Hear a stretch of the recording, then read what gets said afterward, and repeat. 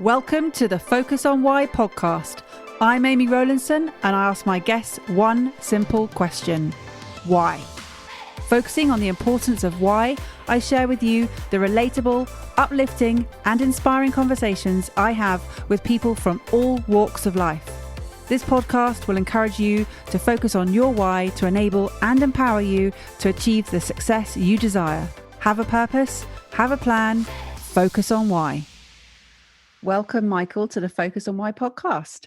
Today, I'm joined by Michael Dodd, who is an international speaker, media and presentation coach, and author of the fantastic book, Great Answers to Tough Questions at Work. So great to be able to have this opportunity, Amy, to share some of it with your audience.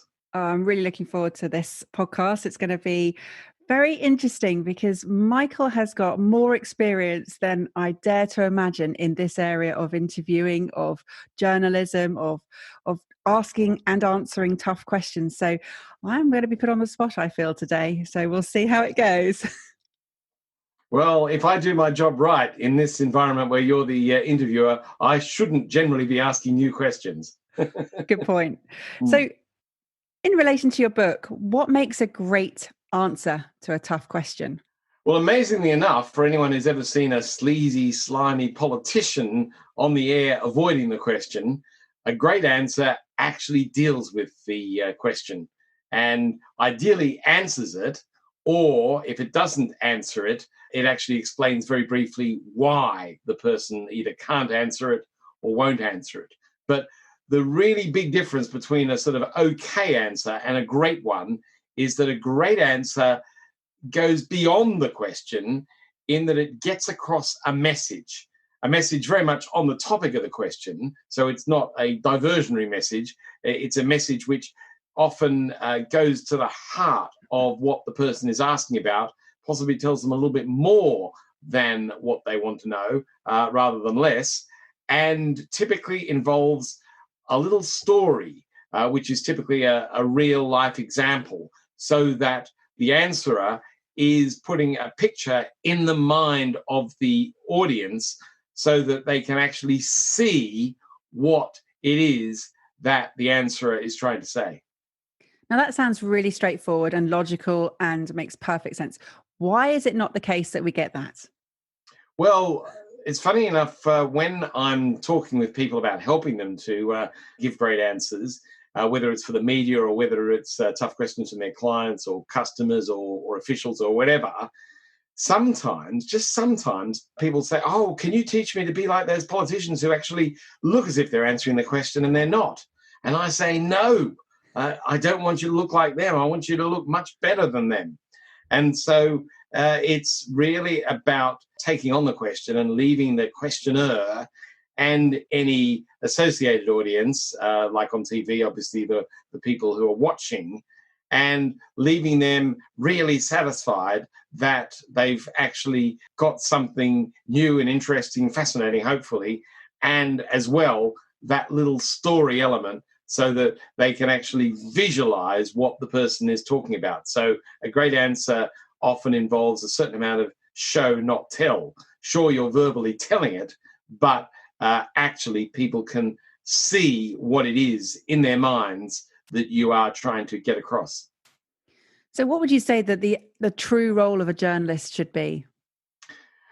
In an interview, my absolute conviction is that a journalist needs to just ask questions, not to give their opinions. If they have an opinion, which might be an opinion which they would think is in the minds of their audience, they should use that opinion to put it in the form of a question. So if you're interviewing someone and you think they're saying something that's incorrect, you don't say, that's incorrect, which a lot of what I call bad interviewers do. What you should be saying is, what would you say to someone who felt that that actually wasn't the case? Which is actually much more powerful. It puts the interviewer in more control, which is good because the interviewer ideally is doing a great job, not so much for their own curiosity, but for the benefit of their audience. And if they're asking the kind of things that the viewer, the listener, would want to hear, then they're doing a good job. If they can make sure everything is a question, so they're not giving their own views, they're actually increasing the pressure on the interviewee in a good way, because it's actually challenging them to make sure that every time they are, dealing with the answer, not avoiding it, and being as helpful as possible for the listeners and viewers. So you're looking at helping people, you're looking at making them effectively better and more successful communicators. Have you always been sort of helping people to work this way?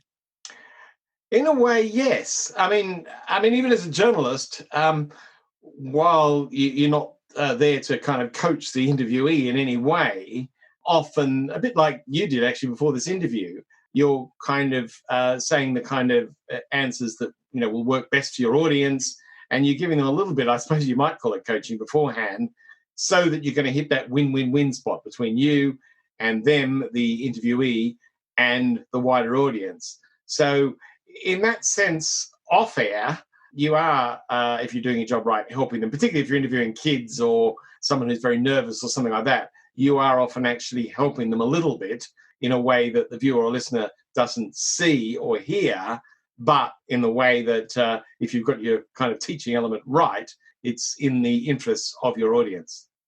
And where did you start? Tell us about what you used to do, Michael, before this new role. So I was a journalist. I studied communications at university in Sydney, and I was very keen to get at it. So I started as a newspaper journalist. And after a few years, I thought, wouldn't it be great to be one of those TV or radio people? Because one of the things I liked about interviewing was the actual kind of drama in you ask this, what are they going to say? You ask this, what are they going to say? And in a newspaper interview, that's typically lost. The audience doesn't get to see that. So while I could say my interviews led to some really interesting answers, which got us some great headlines and some interesting stories, the sort of behind the scenes element of it was lost. And I got to work for the Australian Broadcasting Corporation, which for your listeners and viewers in Britain is the Australian equivalent of the BBC. And I really love the idea that you could hold the microphone, put it under people's nose, and ask challenging questions. We have a term for it in Australia called blowtorch on the belly questions. That's a technical term. Ouch. But it's kind of, like really tough questions that are very much to the point. And I was like trained in the art of blowtorch on the belly interviewing. We used to do lots and lots of practice interviews with each other as trainee journalists, where they were playing the role of a politician who was in the news on the day, and you would have to put them under maximum pressure. And we'd get slapped by the executive producer if we did venture to give opinions or even to say something that just kind of implied in some way some kind of expression of opinion. We were meant to be perfectly objective, even though we were putting the interviewee under a lot of pressure. But the thing is, it worked. And when you could hear that on a radio or see the drama on TV, it added a new dimension to it. And I really, really like doing that. And it's always good to get feedback from the listeners and viewers when you feel as though when they're saying, yes, you really hit the spot, you really squeezed the right answer, you put this person under pressure on behalf of us all. That's a really good feeling. And what are the benefits for the audience for you to be operating, for you to answer those types of questions?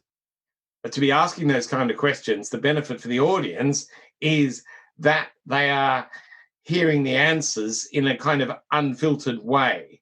I mean, if you take a bad interviewer that you see on TV where they're just expressing their opinions, there's one at the moment, I won't name him, but he's vehement that veganism is bad.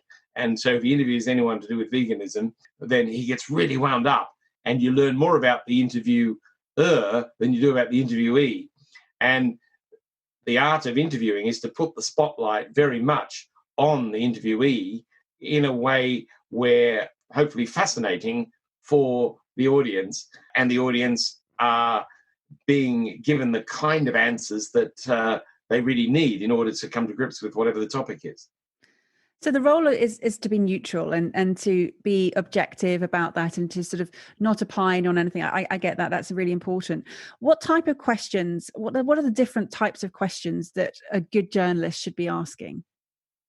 Well, I think variety is good. You don't want to be asking all blowtorch on the belly questions, particularly if it's not appropriate. When I'm training journalists, often in their very first interviews, they latch onto this idea of must ask tough questions, but they're interviewing someone about their holiday or something, and it just doesn't quite work. So the questions need to be appropriate to the subject, but certainly if they're interviewing someone in authority, then that person needs to be held to account effectively by the journalist on behalf of their audience. And when that's done really well, particularly if the person is actually giving great answers, so you've got a combination of great blowtorch on the belly questions and some softer questions too when appropriate, and some great answers that are colourful, that are painting pictures in the mind, really getting to the heart of the issue, then that's an enlightening experience for everybody who listens and watches. Could you give me an example of a good soft question that led to a great moment or a great answer? Yes, I can. I can't actually remember the question, but that's kind of important because the question was fairly inconsequential, but the answer was not. And that was a question asked by David Frost in his famous series with the resigned United States President Richard Nixon. And he was asking a lot of tough questions, and Richard Nixon, who was not the straightest, most honest, upfront character in the world, he says with a little bit of understatement, that Nixon was defending his time in office, even though there was this massive Watergate scandal. And David Frost at one point asked a question, I don't remember what it was, but it really didn't matter. And it was a softer question. And President Nixon, as a result, said something along the lines of, if the president does it, then it's legal. Now, if you think about that, that is dodgy from all kinds of reasons, including from a legal reason. I mean, the president of the United States has a lot of power, but the president, is not empowered with dictatorial powers and can't actually do what they like. But Nixon effectively said, which was what the psychologists might call a Freudian slip. He slipped out something which he didn't mean to say, but which was very telling. And when I was researching the book, I looked that up, and it was clear that it was just that sort of softer little question from David Frost that actually got this moment of candor, which Nixon wasn't generally famous for. And when he was being straight and honest, he was really telling something which was pretty scary. And have you had a similar experience in your own career where you've asked a sort of fairly inconsequential question and got a great answer? Sometimes, yes. Often the answer is not so much great in terms of from the point of view of the interviewee, but it can be great from the point of view of the audience. I'll tell you one that sticks in my mind. And I mean, I kind of knew what I was doing when I was asking this, but there was a politician, he was a government minister, he had a press conference, and he mainly called the press conference in Canberra, the Australian capital, to have a go at a smaller party. It was the Australian Democrats Party, which was a bit of a threat to his party, the Labor Party, the Australian Labor Party at the time. And he basically called a press conference not to enlighten the country, but to have a go at this other party. And there was a by-election on in Queensland, and he was criticising, for whatever reason, I think this party, the smaller party, was running a candidate, but the leader, for whatever reason, and Australia's a big place, wasn't on the ground in the electorate in Queensland, shaking hands and things like that, for whatever reason. I don't think there was any scandal involved, but he kept criticising this party, saying the party leader hadn't visited. And he was getting quite wound up about this. And I asked the question, Mr. I won't give his name, Mr. X, how many visits have you made to the electorate in Queensland? Now, the answer, which I had suspected, was clearly none. But he just blithered and blathered and realised that he was kind of catching himself out. And that made sort of good media because people could see that this guy was being a hypocrite. And so I got a certain amount of kudos from my colleagues for asking that question, which was a very simple question, but it was the kind of question that he didn't really want to be asked, hadn't even thought about, and it got him unstuck. And when I'm now in my role where I'm helping people to give great answers to questions in training sessions or at conferences, one of the things I'm wanting them to be ready for is, can you be ready, which the answer is yes, you can, for that question that you're thinking at 3 o'clock in the morning before the interview, I hope they don't ask me that. And I want my trainees to be ready to give a great answer to that question in a way that the politician I referred to earlier didn't and couldn't. That's really interesting. So would you call that type of moment a gotcha moment, as in you got them into the position of where you really knew that they're going to make a big mistake? I mean, it's not a great feeling, but it's what you're looking for, that sensational headline. Yeah. No, I mean, that is one of the things that you should be aware of. And that's one of the differences between a good interviewer doing their job well and one that isn't, is that they are good at listening. And so they're not just going in with a pre-thought out set of questions, they're listening and asking questions which may or may not be obvious ones for the listeners and viewers, but they're there at the right time, throwing in something which relates to what has just gone beforehand. And that's, if you're actually sitting at home critiquing an interviewee at any point, that's often the difference between a good one and a not so good one, is that they're in the moment asking that question, which is what the person on the couch was thinking, yeah, I wanted to know that. So if you're doing that, typically you're doing a good job. So essentially, the techniques that you're using, you're forcing the interviewee to tell the truth.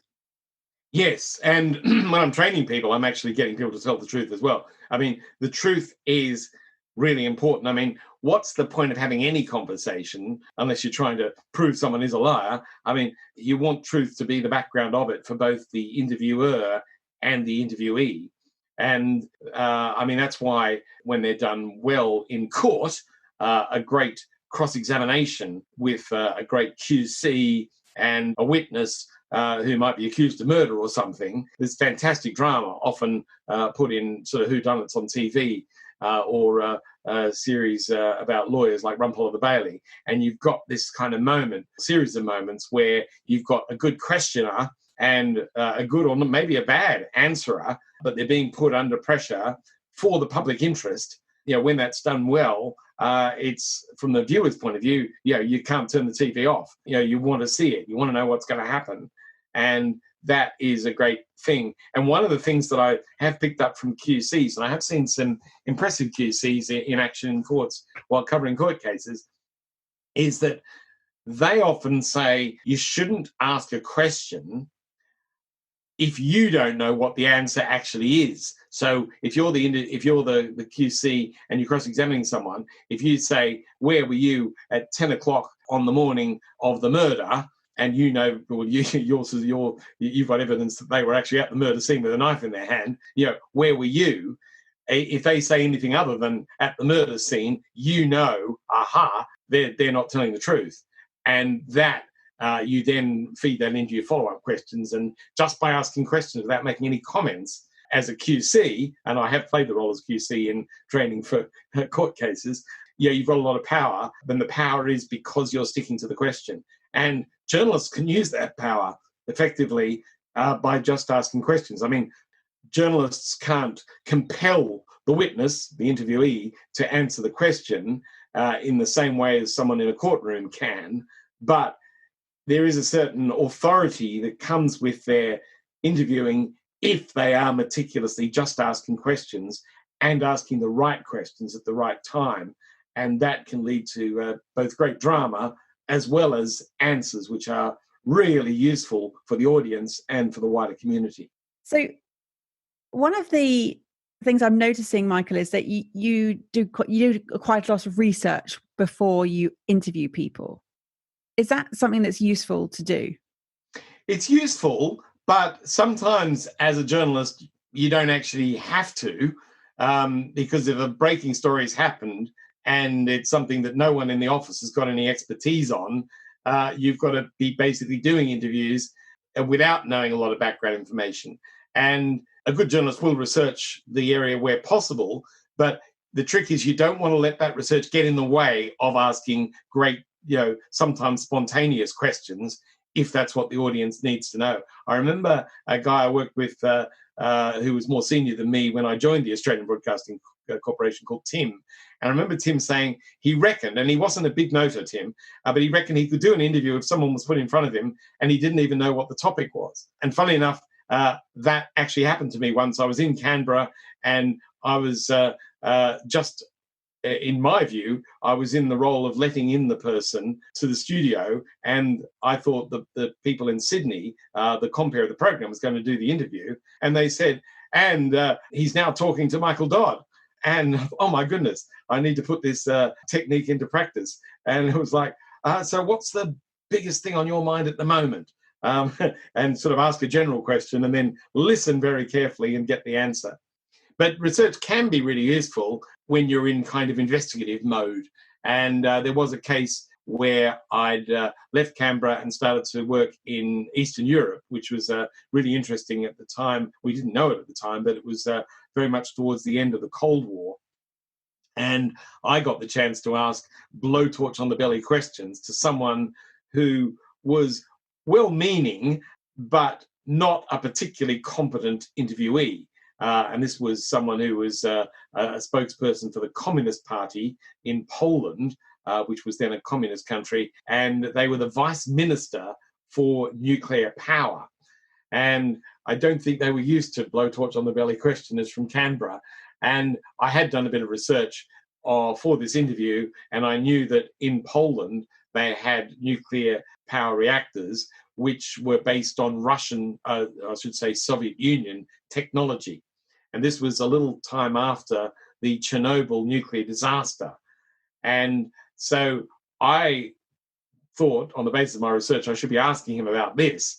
And I remember saying, Vice Minister, can you guarantee that these nuclear reactors in Poland, which are very much based on the technology for the nuclear power industry in the Soviet Union, where they've had this Chernobyl disaster, can you guarantee they're safe? And I remember him saying, no, I can't guarantee their safety.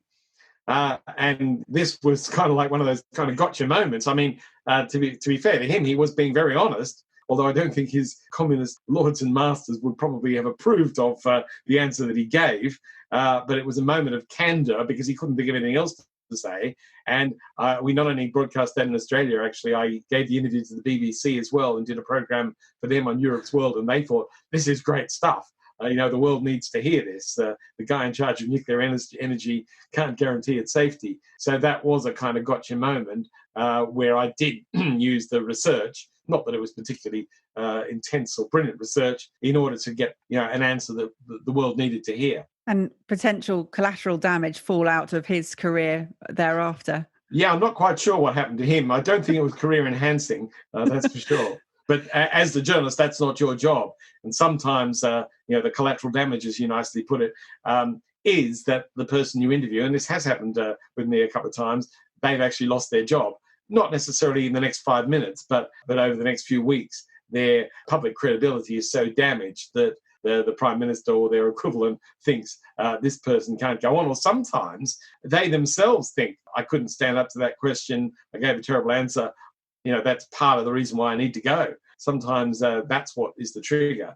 And as a journalist, if you're asking tough questions in the right places in the right way, I mean, that's a very powerful tool. You're not typically setting out to ruin someone's career, but if you do your job right, someone who's not competent for the job can lose it, and that's clearly in the public interest. And why is communication so important for you? Well, I think it's an integral part of everything, and particularly leadership. I work a lot with chief executives and other senior people in business. And, often, and one of the things I've learned about chief executives, because I've worked with so many, is they tend to be very clever people. They don't get in their job in the tough capitalist world by accident. They're often very fast learners, and they not always have a great knowledge of their industry. I mean, sometimes a CEO will go from one industry to another, and their talent is not so much in the industry. Their talent is in managing people and making the right decisions. But essential to that, in my humble opinion, is communication. I think it's almost impossible to be a great leader if you're not also pretty close to being a great communicator as well. And so it is great to work with these, intelligent, important people and to help them to be able to get their ideas across. And often their companies are doing great things and they're not as good as they should be. And they often know this at explaining it. And when you can actually help them get their story across, that's a really good feeling. And if you analyze it, it comes down to the fact that, communication is essential. You can have the world's greatest business idea, but if you can't explain it to anyone, it's only an idea and it's not going to be better than that. So communication is very, very important. And the good business leaders do take it seriously and often realize, yes, I need some help. And would you say that what you do is a skill that people need to learn the most? Well, I suppose it's not for me to say that it's more important if I'm training doctors, which I do sometimes. It's probably more important that they can actually empathize with their patients and diagnose the problem and correct it. That's probably more important than their communication skills in one sense. Although, if I'm helping them enhance their communication skills, sometimes it can have a positive effect on their bedside manner and the way they interact with patients. I'm typically more training them to do great interviews, but often when you're learning how to do better interviews, you're actually enhancing your ability to be a better communicator in general. And often the side effect, if we're talking medical here, the side effect of being able to do better media interviews is to actually be better at interacting with people in general, which I think is a good thing. And helping people become more successful in their communication skills, has this been something you've always been passionate about? I think I became more passionate about it actually after I stopped being a journalist, because from the journalist's point of view, you're interested in kind of creating this drama in the interview and getting, those gotcha moments that you mentioned, where you're getting people to give answers, which in some cases may be great answers, or others might be answers which are very telling because they give away something that they were not meant to say, but the public need to know. So there is a big jump to that, to being in the role of helping people give great interviews. But when you're actually helping people to do it, it is amazing what a difference you can make. I first picked up the techniques or the basis of them. I suppose in some ways I've enhanced them, but I started working at one point in the public relations world as a test out journalist. So I'd be brought in after the PR company had done some training or while they were doing some training so that I could be asking their client blowtorch on the belly questions, putting them under pressure to see if they could withstand it. And if the training that they did was good, then they could withstand it. And if the training was not so good, they weren't so good at standing up to them. And more I got brought into actually doing the training myself. And when I learned the kind of techniques that you can use as an answerer, I was gobsmacked. I thought, that's amazing. And I started looking back on all the interviews that I'd done as an interviewer and thought, I think that person who gave great answers, even though I was putting them under a lot of pressure, probably did have some training. And that person who collapsed in a quivering heap, like the one I mentioned, the politician talking about Queensland and Australia, he probably hadn't had any training and probably needed some. And so it was really enlightening for me to see that even though I was a specialist on asking tough questions, that there was a body of methodology which could be drawn upon to help people answer them. And there's quite a few books have been written about media training. As far as I could see at the time, and I did research this on behalf of the publisher, there wasn't much out there to give great answers beyond media interviews or job interviews. And that's what we set out to do in Great Answers to Tough Questions at Work, was to give people this methodology, which I found gobsmackingly enlightening to other people, so that everyone in the world of work would have the benefit of being able to draw upon it and give great answers, whether it was for their first job or whether they were on the board for years and perhaps people were trying to throw them off the board because they thought they were too old and tough questions were being asked, or whatever the situation was. I thought it was great to equip people with this methodology. And that's what I do when I'm not writing. I'm helping people adapt that methodology to their own answers, hopefully for the benefit of the universe as well as for them personally. Absolutely. I mean, we've all had those moments where we've been asked a question and our immediate response is, I think you cover this in your book. It's either stupid or wrong or self-defeating. And you have that sort of absolute hands in your head moment when you walk out the room saying, oh, why did I answer it like that? Yes, yeah, the French have an expression for it, which is to do with the thoughts you have on the stairs on the way out of that encounter.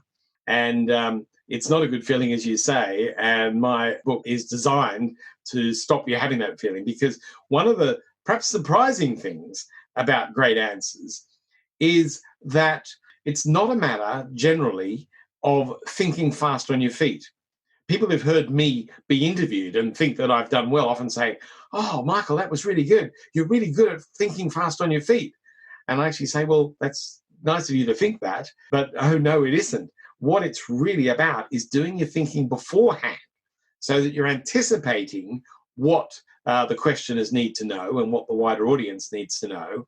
And you're actually thinking, well, if they ask me that, what is the best thing I can say in response to that, which is a technique which leads you to work out what the best answer is. And so if you're being interviewed and you're doing really well, it doesn't mean that you're a fast thinker. It just means quite often that you've thought about things before. And so it's a bit like a cookery expert when they say, here's one I created earlier, because the viewers don't have time to wait for the oven to cook the cakes.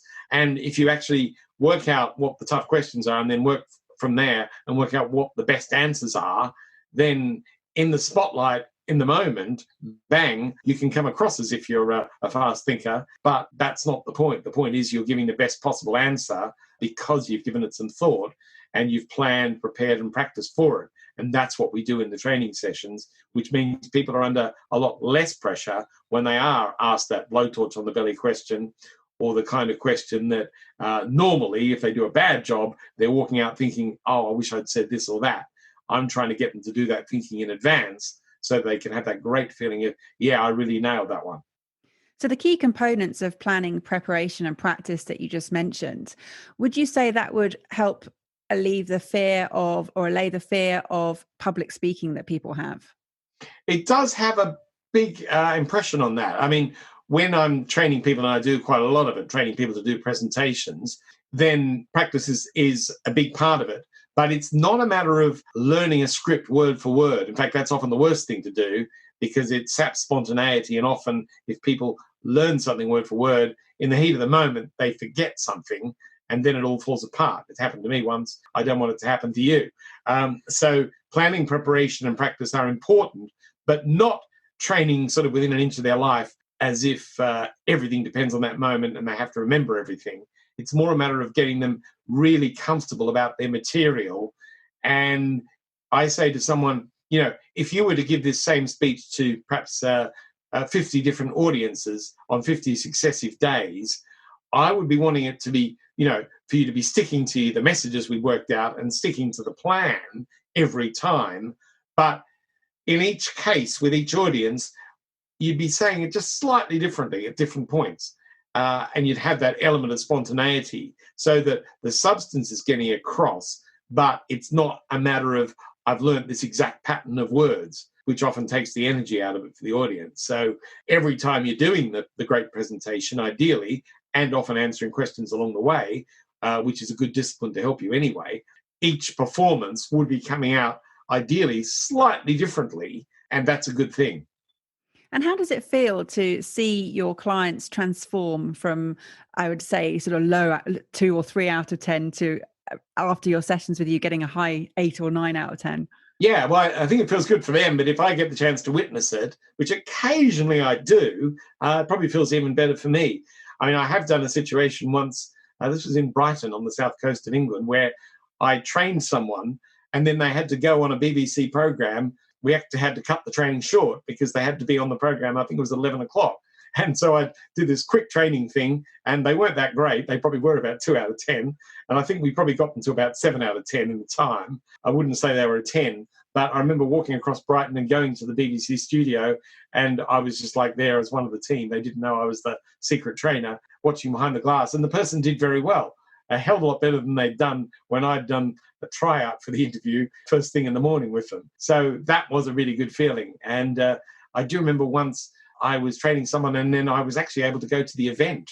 And it was a fairly simple thing I was training them with. It was just how to do a great business introduction, which you sometimes have to do at a networking meeting. And I trained them, and they got to be pretty good. And then I actually went to a networking meeting. This was more by coincidence, where they happened to be, and they needed to give their 60-second chat about what they did. And it was great. We were all sitting around holding glasses of wine, and I remember thinking, ta-da, drinking to their bit, which was great. They got a round of applause for it, which you don't always do. And they did nail it, and they did everything that we'd learned earlier in the week. And that was a really good feeling. That's amazing. So, I mean, listening to your story of how you sort of turned sort of gamekeeper, not poacher anymore, moving from being that tough blowtorch on the belly journalist to now helping and giving people the opportunity to be successful communicators. What is your key driver for doing this? It is great to actually, at the end of a training program, for someone to say, "Oh, I feel so much better now. I really feel I can do it." And then you get an email from them a couple of days later, or you get the chance to see them live on television and they actually have done it, and they feel terrific. And that is a really good feeling, because people do get terribly nervous. I mean, being brought up as a blowtorch on the belly interviewer, we weren't given a lot of sympathy to the people who had to answer our questions. That wasn't the foremost in the mind of the executive producers at the Australian Broadcasting Corporation, who taught me how to do it. But I did learn over time that often it's quite a tough experience for them, whether they've got something to hide, which ideally they shouldn't, but even when they don't have anything to hide, but they're just not very good at explaining their point of view or explaining the situation. And so when you can help someone in that situation, and I mainly work with business people, I have done a few politicians, but not very many. I'm mainly working with business people or people who run charities or things like that. And it's a really good feeling for them and for me to know that they're walking away from the session feeling a lot more confident, and to know that it's not just confidence because of a few, what I might call confidence tricks. I mean, there are things to do about breathing and mindset that I can work on people with to help get them in a better place, feeling more confident. But real confidence in a situation where you're answering questions is where you are confident that you are competent to answer it. And my confidence that I'm leaving people with is based on enhanced competence, so that it's not just a matter of them having tricking their brain into thinking they're confident. They've got good reason to be. And sending people away like that is a really good feeling. I'm not surprised. I mean, it seems like it's been a lifelong work for you. Is that the case? Yeah, I didn't really set out to do that, although I have always been interested in communication. But this thing that I've kind of fallen upon of helping people get ready for interviews or ready for tough questioning situations, it is quite a joy. It's very positive. One of the things about journalism, and I love journalism when it's practiced well, but it does have a sort of a negative tinge to it, because often a really good interview is where you're putting someone under pressure, and a great result for you is that they don't actually do that well, which it might get you a lot of kudos when it goes out, and you're calling someone to account who really isn't doing their job well or shouldn't be in the job. But it is essentially a bit on the negative side. Whereas when you're running a training session and you're asking people tough questions in order to help them withstand that, and you're giving them the techniques to withstand it, to improve the content of what they say, the way they structure their answers, and the way they look, the way they sound, the way they feel when they're delivering those answers, that is a much more positive experience. And I really like that. I think you've been an incredible guest today and given us some really key pointers of how we can all improve on our communication. I've been listening, and I'll be taking notes later when I listen back to this interview and try and make my interviews better by asking better questions to get better answers, or great answers, as you say. Thank you so much for coming on, Michael. It's been fantastic. It's been a pleasure. Give our audience something to depart on, something to think about. What would you say, or what advice would you give about anybody who is thinking about how to get that great answer to a tough question? Yeah, I did touch on this earlier, but I probably should leave you with this thought because it is really powerful. And that is, when you're doing what I'm suggesting you do, and you're thinking about that interview, job interview or TV interview, or that encounter with someone really important who could be asking you tough questions. And when you're thinking that thought, oh, I hope they don't ask me this, I would say, number one, get ready for that, because even if they don't ask it, you're going to feel so much better if you know you can answer it. And one of the things to do when you're preparing for it is, and this forces you to think positive. I'm sorry about that, but you've got to think positive on this. It's when you're contemplating it, think with that question, that blowtorch on the belly question that I really don't want to be asked, what is the best thing that you can say on the topic? And you can probably tell already that forces you to think positive rather than thinking, oh my goodness, it's going to be awful if they ask that. You're thinking, well, what's the best thing I can say? And play around with that. And, in the planning, preparation and practice saying an answer which encompasses that great thing. That will give you, if you do it right, and particularly if you give an example that people can see to tack on the end of it, a great answer. And that is good for you, it's good for them, it's good for the wider audience, it's good for the world. So, it's basically a positive mindset in your preparation, which you can then carry forward into the interview, into the questioning moment, and try and enjoy it.